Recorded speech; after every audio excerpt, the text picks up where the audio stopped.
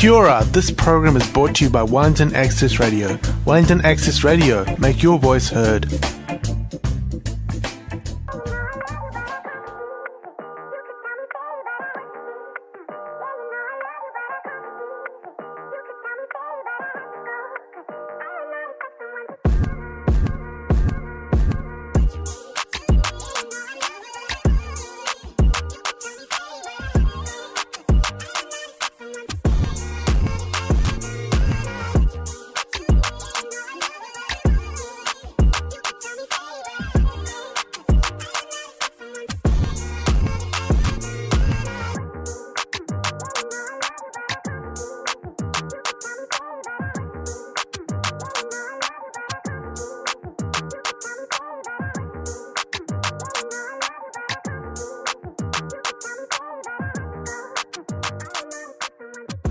Hey, welcome to the Blackhouse. Yeah.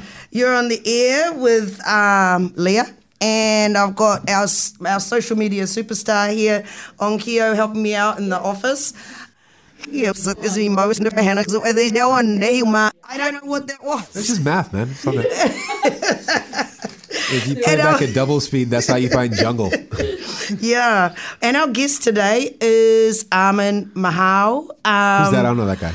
Hey, who is that? Imon Starr, man. That's it's Imon Starr from Omega Supreme. That's the one. Yeah. No, and are you down here for the Cuba Duper show, or? Yeah, I'm down here doing a gig with Black Pacific, which is me and my sisters, and we're rocking up tomorrow at Cuba Duper. I think at 1:15 p.m. on the Tuatara stage, and that is the information that I have in my brain, and I've just said it. So that's the reason why I got to come back to the city that I am very familiar with. One of my favorite places on the planet, good old Poneke.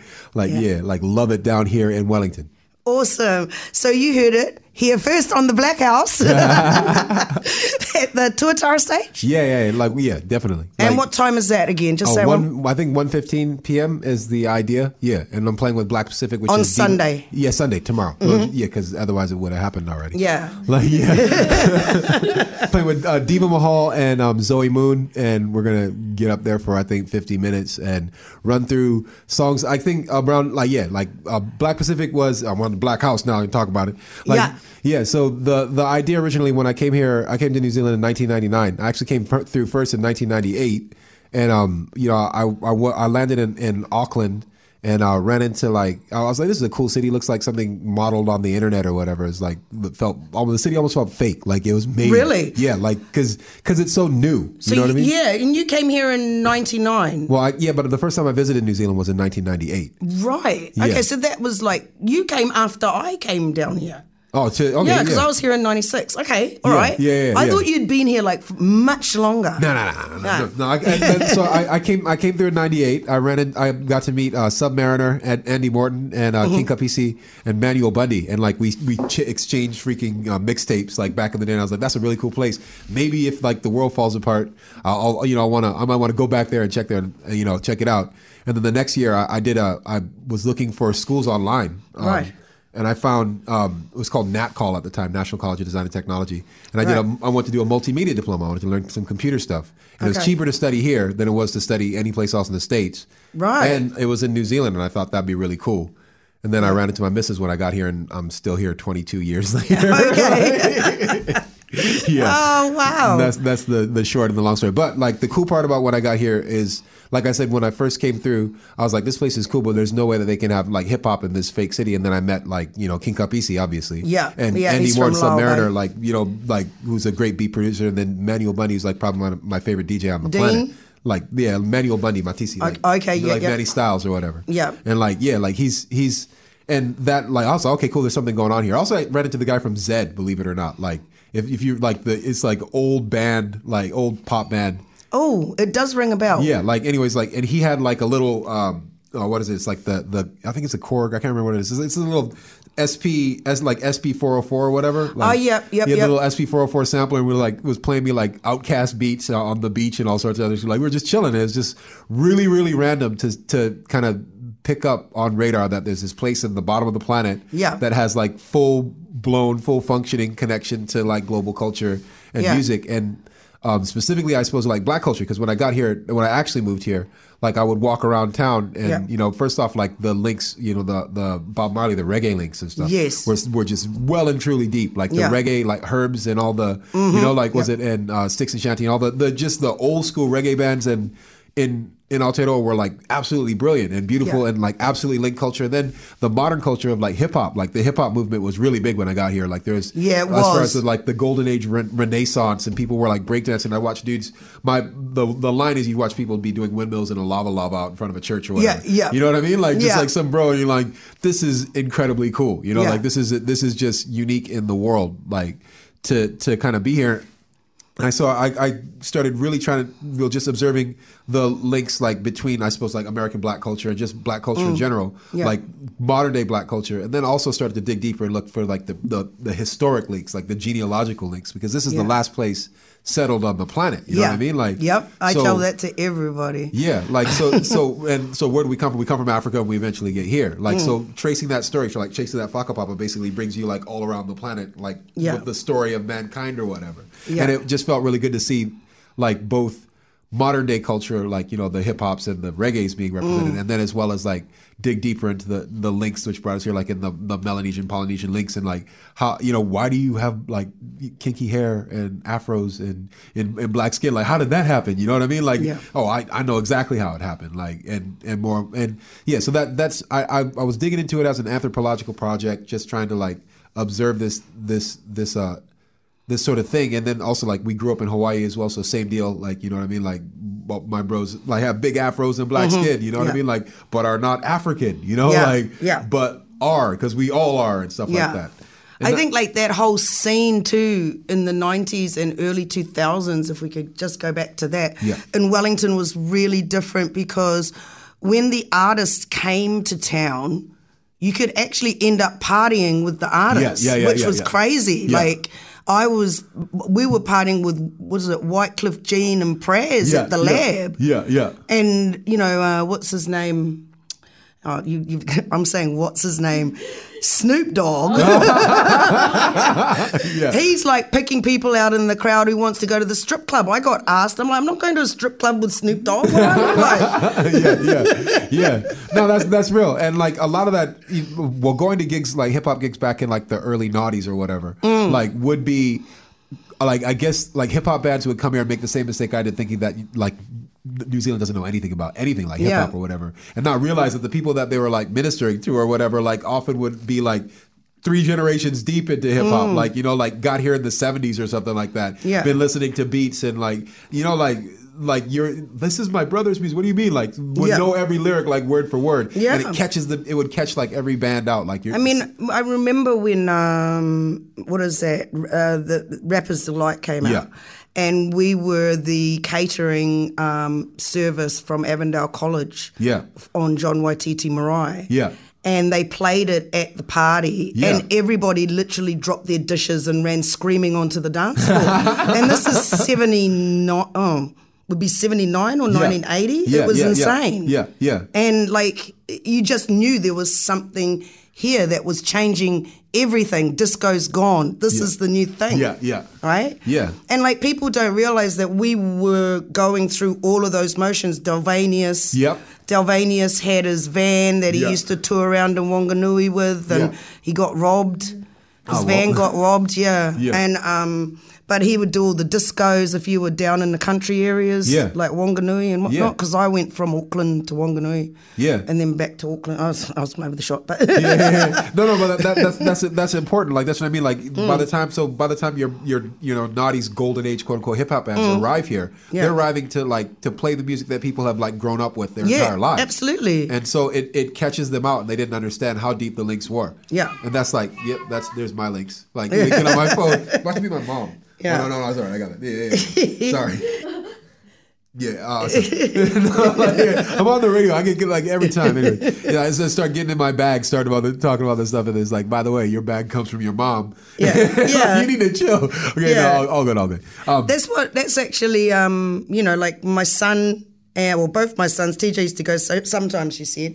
But my oldest son used to hang out and break dance with you guys and stuff, because your missus is a break dancer, right? B-roll, And he's gotten a lot of his music from me. Yeah. So I was really into all of the older stuff as well. So he was actually stealing all of my tapes. Yeah. That's where he was getting his music from. And if there was no, I guess what I call it like concurrent, like sonic evolution or whatever, something like some big word that means that everybody's happening at the same time and we're all kind of tied into the same sort of threads. There's a little bit of a delay, and it's gotten less and less as the internet comes forward. But we have a similar sort of delay in Hawaii as well, where we'll be culturally behind. The way that I would get like my Run DMC and my Tone Loc tapes is by going back east and visiting my cousins. Yeah. And then like buying the tapes that they sort of thought that I should bring, and then playing it on my little My First Sony or whatever. Yeah. You know what I mean? Like, but just having, I guess it's Whakapapa, like having that actual like understanding and link into the music and into the culture, it like just really sort of like spun me out. And then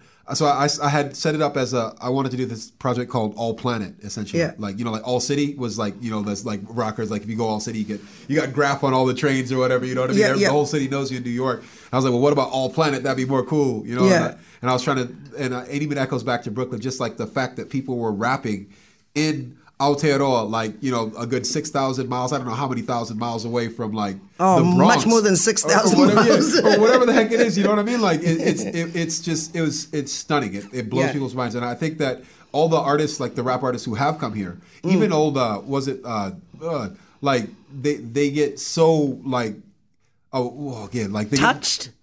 Touched. And like it just because we fight over like blocks, like we fight over streets, we fight over like this small piece of the pie, not realizing that we're part of something so much greater, so much bigger. And I think every time that like an artist gets to realize that and to understand and to wake up to that, like it just flips the conversation. You're not.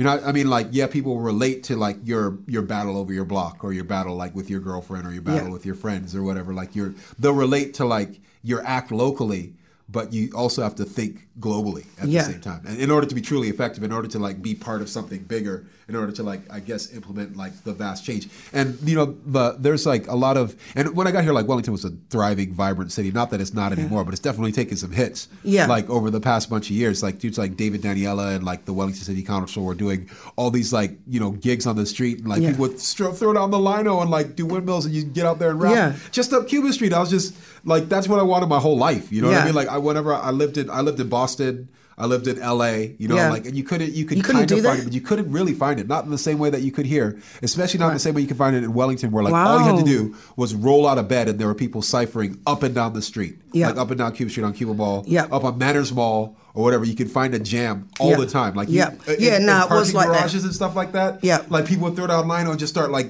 ciphering like 4-6 hours a day, like, you know what I mean? Like that was just like that. And I guess like I know my two used to take off on a Friday, and the older ones would look after the younger ones, and they'd come back on the late bus. And they'd go into town and b-boy and cypher and do all sorts of things down in the mall. Like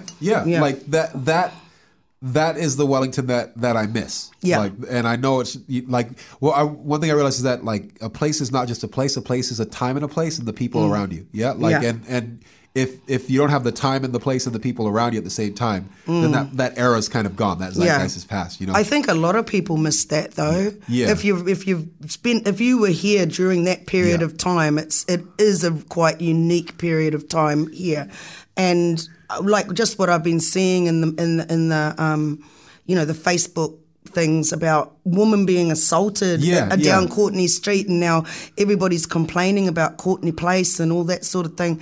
Like, there were. It wasn't like this. No, it wasn't like this. The thing is that the crews kept everybody safe. Like it's like idle hands almost. Literally engaging with youth culture. Will keep people like from being on some dumb stuff. Not that the dumb stuff doesn't still happen. But like. It just prevents it. And me and my missus or whatever, like we worked like really hard to kind of like keep that vibe going for as long as we could. And like we're here because like, you're a youth worker as well, aren't you? Definitely. Like, well, like yes, I am. Like, and I liked doing it outside of any kind of authority. We've got pictures of you at our Te Araho flats. Because I'm still back in council. So. Yeah. Well, no, and I always wanted to do stuff to just because like, okay, so like if you understand culture is something that you feed, right? Like like it's your responsibility as as you progress from like youth to elder to like keep the culture going, which means that you have to keep feeding it. And it's hard because like as it becomes more expensive to survive and you have less and less resources being applied to the arts and sort of other things that were able to sustain it here, then, you know, it becomes more and more difficult. And like point blank, just Wellington is just way too expensive. Like a lot of the people who are making Wellington,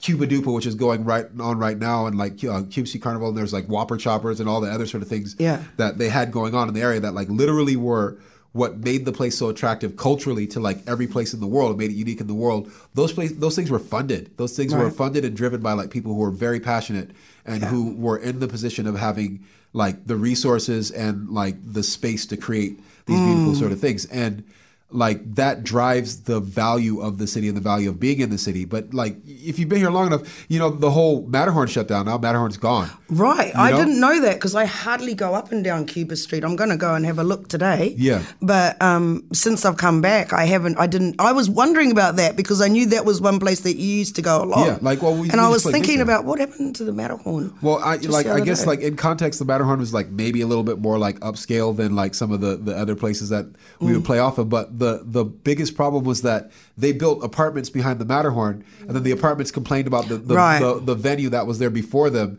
making too much noise, and they built them cheap, didn't double glaze the windows, and the people moving in from outside of town because of the convenience of like all the things that are available to them suddenly shut down the thing that actually made the town so vibrant. Yeah, and they made it hard for the people who owned the bar, and you know what I mean, like and it's like it's killer. This blandness is like starting to take over, and you can't keep calling yourself the cultural capital if we're not embracing the culture, right? Yeah, and that's part of our culture. Like the tunnel, you know, the tunnel that everybody toots their horn. Yeah. Some newbies, some blow-ins, I call them blow-ins, wanted to stop that. Yeah.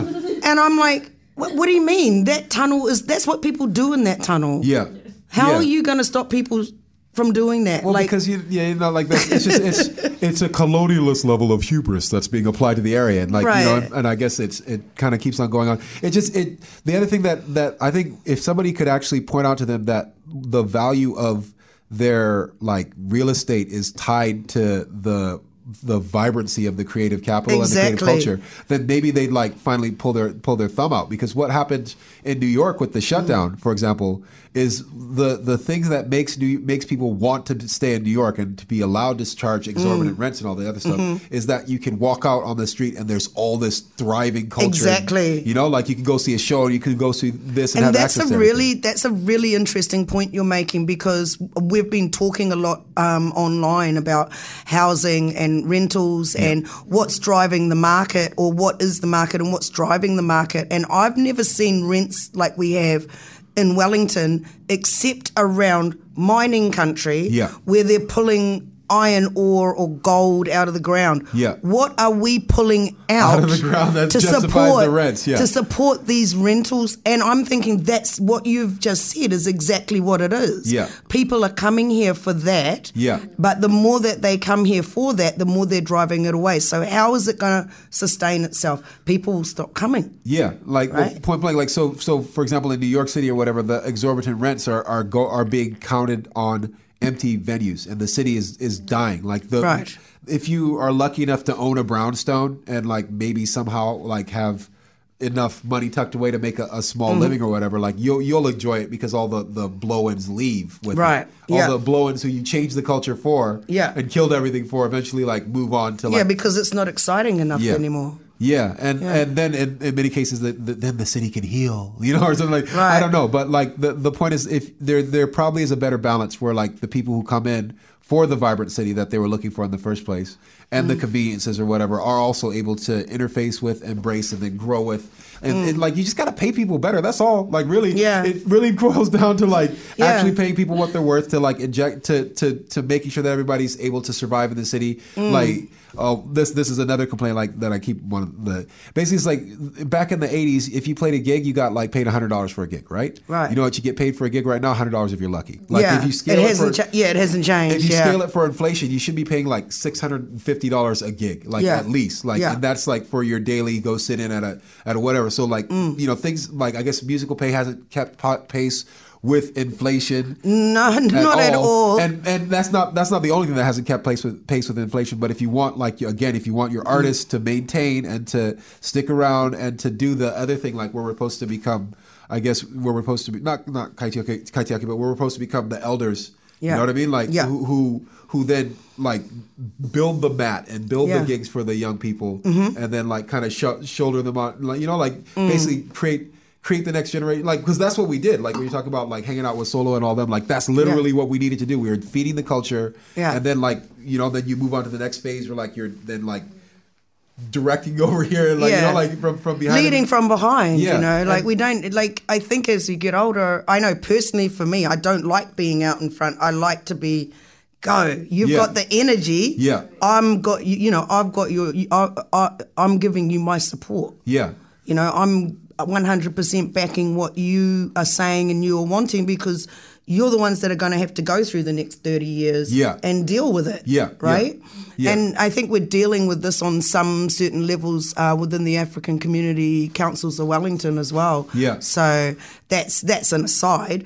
But, you know, like I think that's really important because, you know, at the other thing, as you get older, you don't have the same energy that you had. You might have the energy to mouth off about it. Like, you know, a lot of old people can mouth off, but that's about it. It's a squeaky wheels or whatever. It's a little bit easier to complain than to actually do the work. And so, like, you definitely, like, you need to inspire the kids to actually want to do the work as well. And I guess, like, there's just, like, again, it's easy to complain, but what can we do different to make it better? Like, so, and I guess you can't just say it's easy to complain. Somebody has to point out these things and like quite consistently. And again, squeaky wheels, like there's a reason why, like when Uncle, like, you know what I mean? Like tells people what it is. Then everybody gets on that, like on that copop or whatever. And then, like, that walk and heads in the right direction. And when Auntie says like, this is what should be happening. And all the kids like, oh yeah. And then like they go in and make it happen. Like that is part of, like, I guess, creating and sustaining movements. You know what? I think I want to go to a track for a minute. And then I want to come back to that. So where should we start? Okay, let's go to Like That. That's like the last single I released or whatever. It was a couple of years ago. Okay. So if you go into discography, like on the right, it's on the Bandcamp, like, Omega Supreme Bandcamp, if you guys want to listen to or buy tracks, I suppose. And what is it called? Like That. Oh, there it is. Yeah, we have to actually search it out. I should have just brought the vinyl in and laid it down on the platter. This is one that I pressed special. In the old story. Okay, this is Like That by Omega Supreme. I'm going to come back and ask you about that name as well.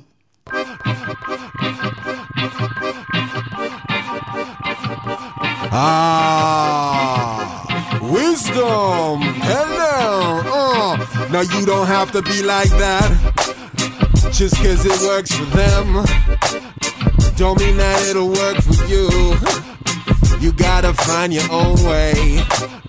No, you don't have to be like that. Just cause it works for them don't mean that it'll work for you.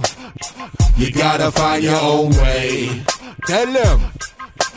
Preaching that is true, that applies to me and you, is the best type of lyric I could spit up to. And everything I said about the ghosts in my head realizes I am living host to ghosts instead of dead. So these personalities, programs in my machine that I blame and tame and name and shame remain the same. Fragments of sanity, junk DNA from which the truth in life could come from. Proof and point, that plastic gangster, that swagmatic tourist, that shallow hipster purist, closet racist politician, that scenes to that trickster, that killer, that waster, that fat McDonald's taster, that horny turkey baster. Everyone you judge yourself, and in the place you would be them. Make their decisions and have all of their problems, but you are not, you are who you are. I and I are, we are, you and I are. Who we are is who we are. And I just want to hear who you are. Caterpillar of community or paragon of vice. The story of the monster, the man or the mice. But your story, you don't have to be like that. Just cause it works for them don't mean that it'll work for you. You gotta find your own way. No, you don't have to be like that. Just cause it works for them don't mean that it'll work for you. You gotta find your own way. Hey, what? And tell it well, storyteller. If your venues beats and rhyme, if the menus rap some reason in the season of the mind. Cause everyone's a critic, but mostly of themselves. To help us all tame closet demons for melancholy reasons. The alchemy of balance, the trespass and treason, the democracy of breathing, conflicting motivation. The hero and the villain stand hand in hand in every nation. Are these profound things? Can I see the ground things? Pearls before the swine things? Clear your dirty mind things? All these simple arrows pointing out the road. The task remains the same because the path's the one you chose. So go. You don't have to be like that. Just cause it works for them don't mean that it'll work for you. You gotta find your own way. No, you don't have to be like that. Just cause it works for them don't mean that it'll work for you. You gotta find your own way. I draw upon tradition and legend in its absence to cast my own position as a magnet to wealth like a dragnet. I made my story allegory, a bearable parable in a life that may unbearably boring be. When they could see me and hear me, they fear me or love me. They thought of me. I caught fishes in the sea and took my ship through troubled waters, laden with the lessons I've learned, like all the blessings I've earned. Still, every storm runs its course, and the force of the wind in my sails met the fork in the windy road. I trailblaze knowing that there's only one way, stopping every Sunday, giving thanks for my heavy load, cause I don't have to be like that. Just cause it works for them, I had to find my own way. No, you don't have to be like that. Just cause it works for them don't mean that it'll work for you. You gotta find your own way. Yeah. And that was Old Mecca Supreme with Like That. And we're back on the Blackhouse on 106.1 FM. And first of all, I wanted to ask you, Mecca Supreme. Tell me about, like, where does the name come from? Yeah, okay, so I don't know if you guys ever watched Nickelodeon back in the day. Like, I don't know if that made it out here. Yeah. Like, there used to be, I can't remember what show it was on. Like, it was one of the shows where it's like a game show, and there was this thing called Olmec, like the Olmecs or whatever. Like, and Olmecs was this giant head that used to have the answer to everything. Oh, but it was. And is it based on the Mexican Olmecs? Yeah, like, right. Yeah, like so that's just like where I became the first aware of like the Olmecs or whatever. There's this giant stone head that knew everything. But obviously later on I got deeper into it, and there's a book by that I think the forward is by Runoko Rashidi. And it's Sheikh Anta Diop called like They Came Before Columbus or whatever. They Came Before Columbus, yes. Yeah, and that's also, remember I said, like, the anthropological project to trying to figure out, because Runoko actually comes out here a bunch of times to check in with Koori people and like, you know, like Black Mob and what, like black fellas in Australia. Yeah, I was there when he came to Sydney. Yeah, we went to that. Yeah, and Koori people in Sydney, they brought them out. Brought him out. Yeah. Yeah. Very interesting. And I was just really inspired again to find like the links, because I guess it's one thing, like, if you are black and you grow up in Hawaii, or if you're black and you grow up down here, like you can feel really disconnected from things. Yeah, like especially because, you know, while like I don't know, man, I remember like growing up in like the people just like fresh off the boat would come at me like some kind of way because of American culture or whatever. Yeah. And I'd be like, but dude, like, you're darker than me. What are you talking about? Like, what's going on? Like, you read Barack Obama's book or whatever, and he's talking about how he doesn't fit. But then actually you find out that you do, really. Like, you do on so many different levels. You do so profoundly because of like like I said, our common human ancestry. Like, we are the root and the fruit, like constant concurrent sort of evolution or whatever. So like, but with being really, I guess, like thriving with that Olmec sort of like vibe or whatever, like it's just, for me, it represented like, I guess, Afro-Indigenous fusion. Yeah. Because they came before Columbus, when it follows, like, was it Abu Bakr II when he comes from like West Africa, from Mali Empire, like all the way across to the States, like, or to the United States back then. Well, it wasn't the States then, it was just like, the land, Turtle Island or whatever. Yeah, Turtle Island, Abiyala. Yeah. Like, so when the bros show up, like, they were known already. Like, they were known. And then you find, like, these massive, like, I guess, African featured sort of Olmec heads or whatever. And that like, and pursuing those links. And then I'm never trying to take away from indigenous culture. At all. Like, I am not, that is not my aim. And I'm not trying to erase. I'm not trying to colonize or any of that stuff. That's not where it is. I'm just pointing out that we're linked. Like, deeply. And I think that because of, like, pressure and racism,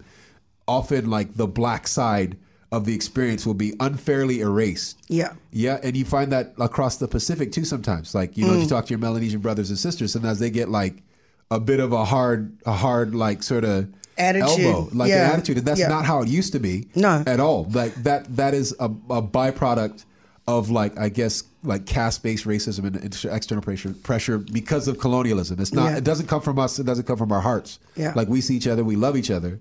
We vibe off each other. That's like when it comes back to hip hop. You see that's where it is. Everybody's got love and vibe, and you know, when it's actually like the kids don't bring that sort of stuff. Like, if they do, they're bringing, like, something that their grandpa or their mom or their dad or their uncle or their older brother gave them. That's not where they start from, right? Exactly. Yeah.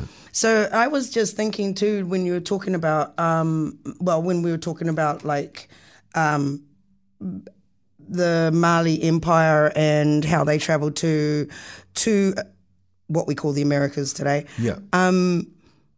Are you familiar with the you know, all of that stuff that's happening down around Florida, the Florida Panhandle, and that, and the research that they're bringing up, paintings and stuff from people on the other side of the Mexican border that actually related to the people on this side, but they're black. They're black people. Yeah, so like there's a couple of things. So the first is, like, Negrito populations and just, like, the like, again, like, I guess what's the, like, if you know who the Andaman Islanders and all those people are, right? Like the Asians, quote unquote, phenotypically Asian, but, like, you know, well, phenotypically black, but genetically Asian, who show up all over, like, I guess the greater Asia, like, like Japan, like, all these people who are, like, black skinned, like, we're everywhere. We're literally everywhere all over the planet and whatnot. And the settling of the Americas, apparently, like, there's two different migrations. The first migration comes through, and they're again the black people who set up the foundation for your Olmec culture and all sorts of other sort of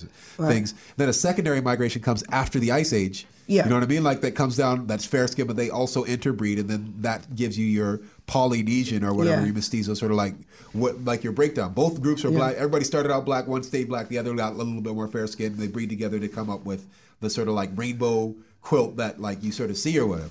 Same thing in the States, like, you know, like, red people, quote unquote, are very, very dark. Like, like why they brought us over as indentured servants or permanently indentured servants, whatever they want to call slavery, or what was because we could work in the sun. Like, and I guess we were more tolerant, or at least the ones who survived were more resilient to the hard work. But the people who were there originally were very black, like all, like, Mexicans, like, very black. Everybody there very black. Like, it just has to do with how much sun you can withstand. Like, point blank, like, the sun will not kill me. Like, that's all. Like, that's it. Yeah. Okay. It sounds like you might be subscribing to some of the people that do you. You say you're not on Facebook much, though, are you? Oh, well, I wish I wasn't. Like, like, there's an Imon Starr Facebook page. Yeah. And I do, like, but see, those people I found first. There's an organization called livinginblack.com or whatever, back then, LIB Radio.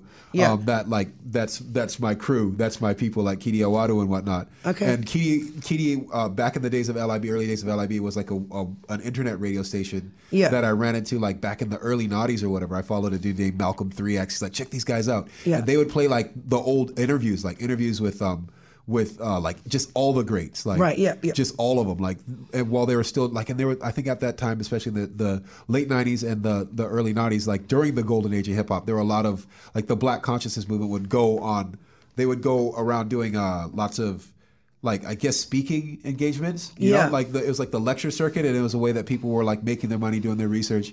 And then eventually, like, as per usual, it got into, like, you know, just ego battles and beef. some person's like idea would then they go against each other and then you know like they carve up I their saw little that fights happening a lot because I was going to they had a number of the black speakers coming down to Sydney, and they'd have beef with each other, right? Yeah, and it's dumb. Really, and but that's something I think we miss here. I wish that we had more of that coming here. Yeah, no, you're right. You're right. Like I guess the thing is that you can have these days.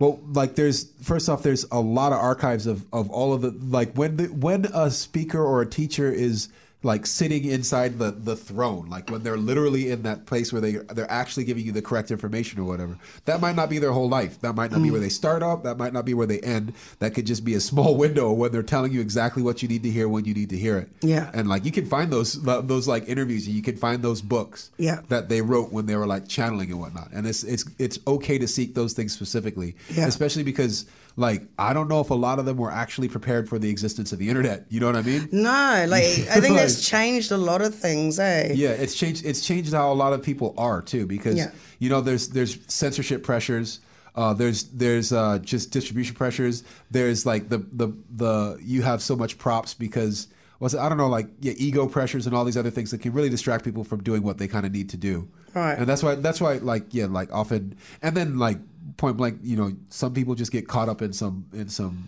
BS or what have you. Yeah. Like, but that doesn't take away from the value of the things that they did and said when we needed to hear it. Like I listened to what's his name?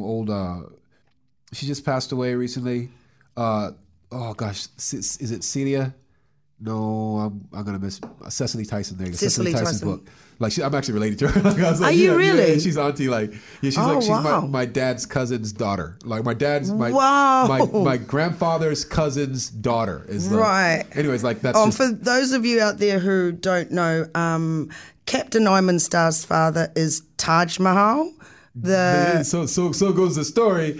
Big up pops.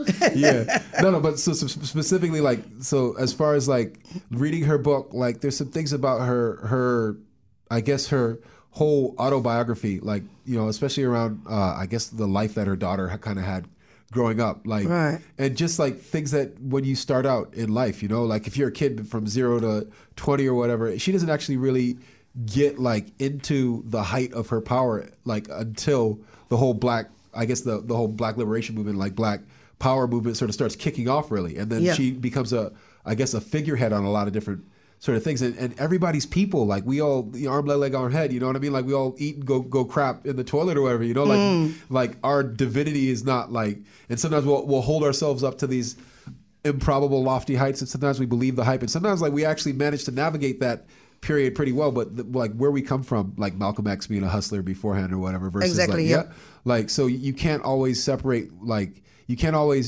sometimes it's difficult to separate like where people come from versus where they are, but it's ultimately like necessary on a lot of different levels. Over the years, because you've played in Rhombus, and then you've done your own stuff individually, right?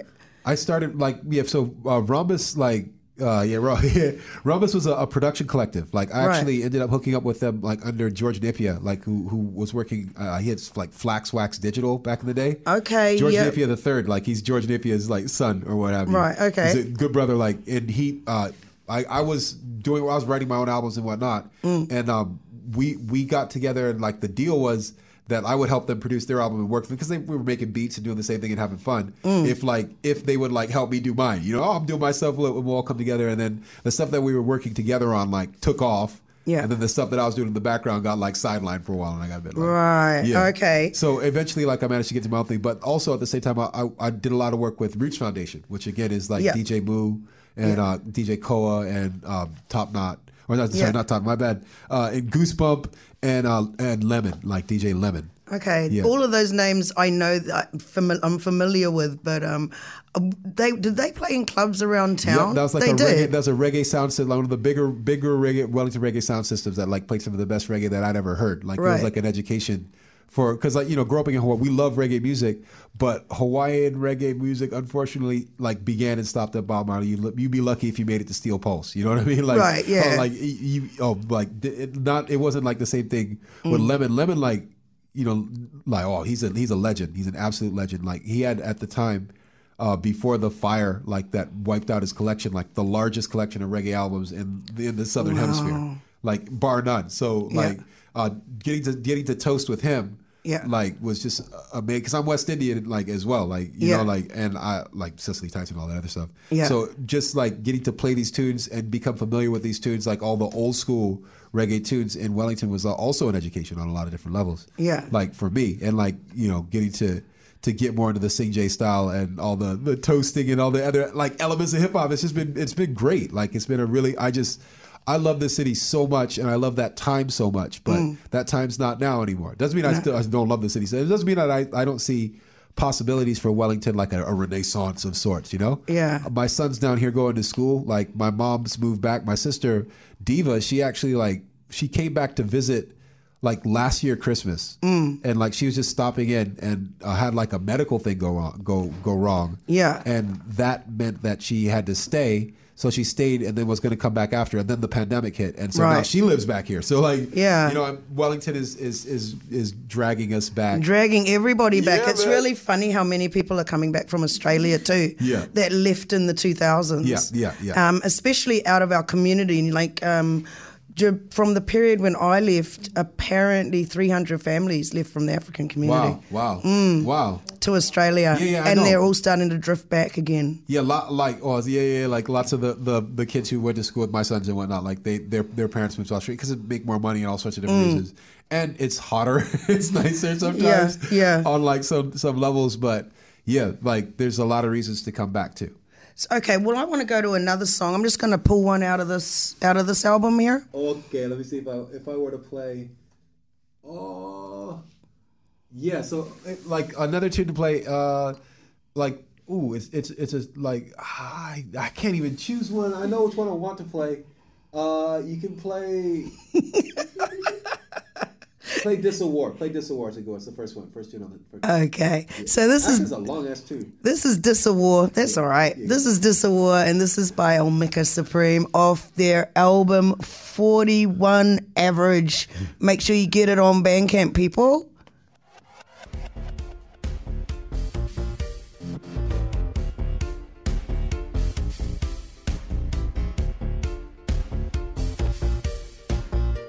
This war I fight against those that I love the most.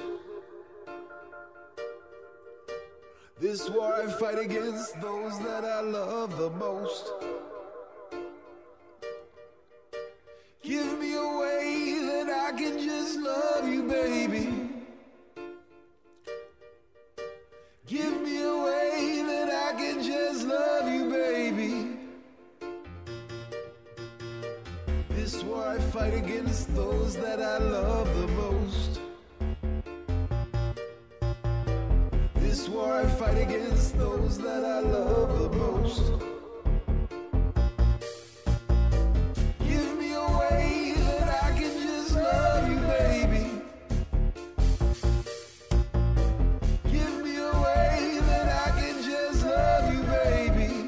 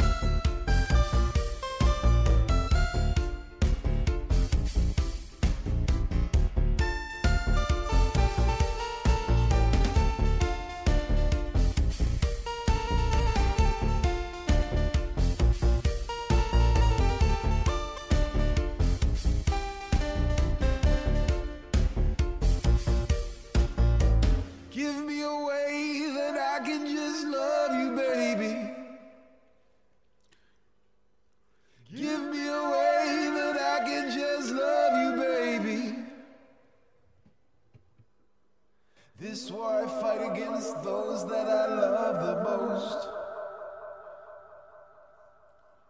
This war I fight against those that I love the most. Give me a way that I can just love you, baby. Give me a way that I can just love you, baby.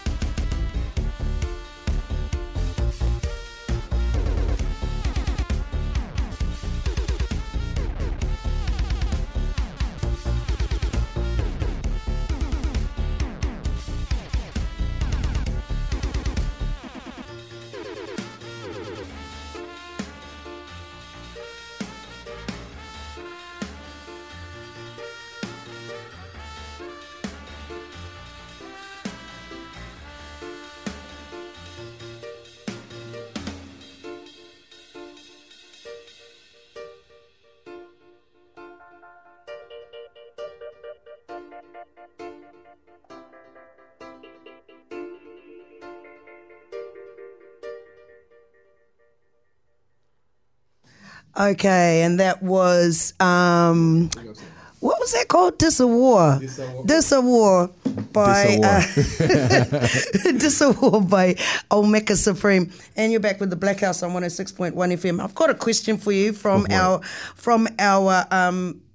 resident researcher down there in Cromwell, who hopefully will be coming up here. It's our mate Imon, who helps me out when I'm exhausted by Friday evening and just want to veg in front of a movie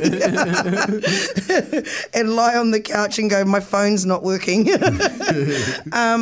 His question is, your use of freestyle. What do you find most exciting about the stream of consciousness freestyling? How do you incorporate it into longer form projects? I thought that was a really good one. Yeah. Okay. So freestyling is a really important thing to do as an MC. That like off the top freestyles. Like freestyle being something different online now. People talk about how it's a freestyle where it's just like they'll run their lyrics to a thing to an Instagram thing and call it a freestyle. But old school hip hop freestyle means off the top, means you come off the top, means you actually tap into the stream of consciousness and just go like to the beat. Like your style is your style.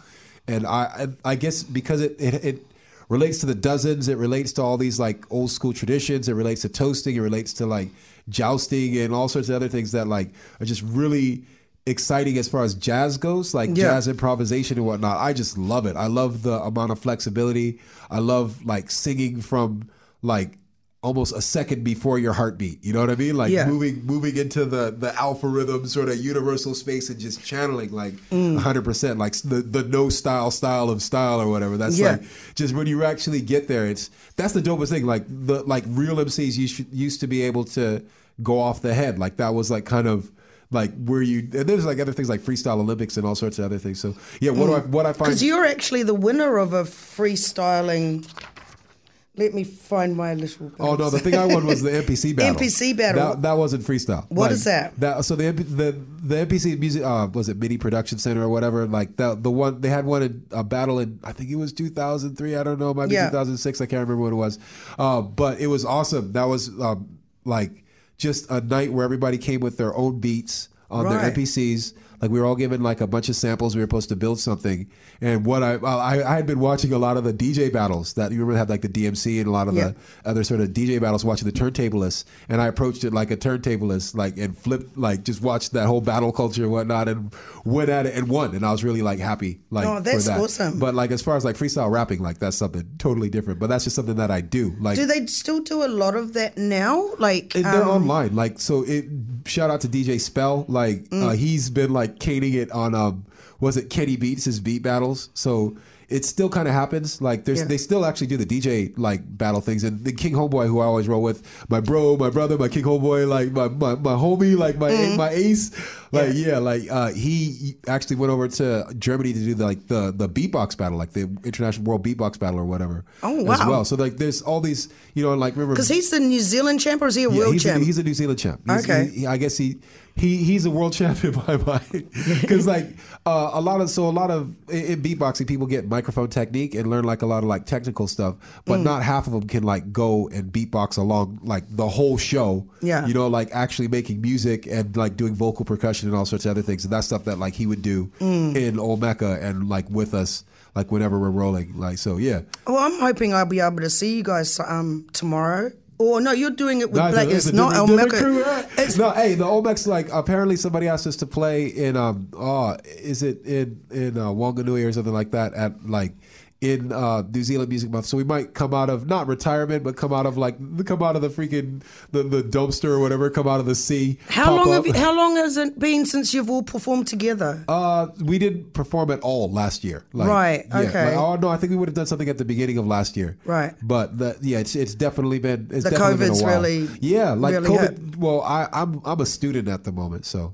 Yeah, like I'm studying computer science, and that's my my day to day. So I do it via distance, and I was able to survive COVID. But as far as like survive COVID meaning that like I didn't lose any gigs because I didn't have any gigs. Because your old Mecca life started while I was away, so I've never actually seen you guys perform. Hey, we will. Like we're still here. People are like, where are you at? It's like we're still here. Everything in time. Okay, but tomorrow it is called Black Pacific. Black Pacific. Yeah, and that's you and the girls. Yeah, that's me and my sisters. Yeah, awesome. Yeah. I think I'm going to be here for that. I'm going to check it out.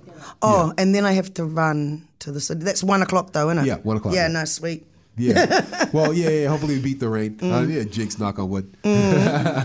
Yeah. So, like, okay. You got to get a couple more questions. I've got some more questions. Minutes. Yeah.